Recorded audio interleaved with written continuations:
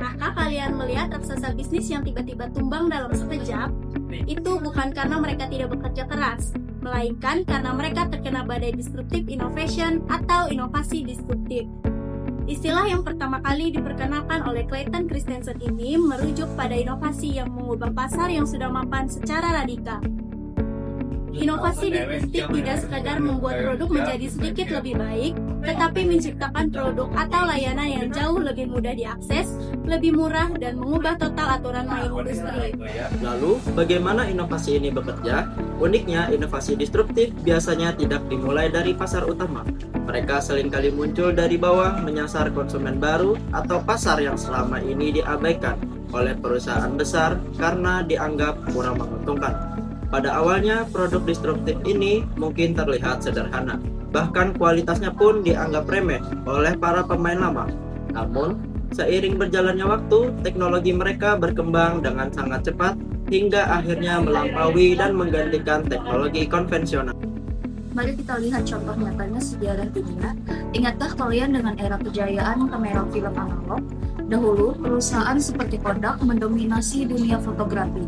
Namun, ketika teknologi kamera digital mulai muncul, mereka mengabaikannya karena menganggap kualitas gambar digital saat itu masih sangat buruk.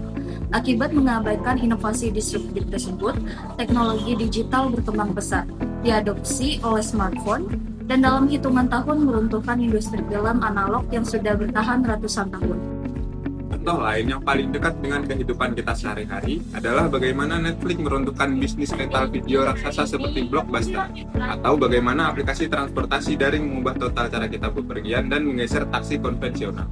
Inovasi disruptif memanfaatkan kekuatan internet, efisiensi algoritma, dan kenyamanan pengguna untuk memotong jalur birokrasi yang rumit, memberikan apa yang benar-benar diinginkan konsumen dalam satu kali klik. Pertanyaannya, mengapa perusahaan besar dan pintar bisa gagal mengantisipasinya? Fenomena ini disebut the innovator's dilemma. Perusahaan besar seringkali terlalu fokus merawat konsumen lama mereka yang mendatangkan keuntungan besar hari ini. Mereka takut mengambil risiko untuk mencoba ide baru yang belum pasti. Akhirnya, mereka terjebak dalam kenyamanan, lambat beradaptasi, dan baru menyadari ancaman ketika para inovator disruptif sudah merebut seluruh pasar mereka. Pelajaran terbesarnya adalah di era digital sekarang, tidak ada bisnis atau karir yang benar-benar aman jika berhenti berinovasi. Pilihannya hanya ada dua, menjadi pihak yang mendisrupsi atau menjadi pihak yang terdisrupsi. Kita harus terus membuka diri terhadap perubahan, berani bereksperimen, dan tidak takut gagal. Masa depan bukan milik mereka yang paling kuat, melainkan milik mereka yang paling lincah dalam beradaptasi. Jadi, siapkah kamu menjadi inovator distributif berikutnya?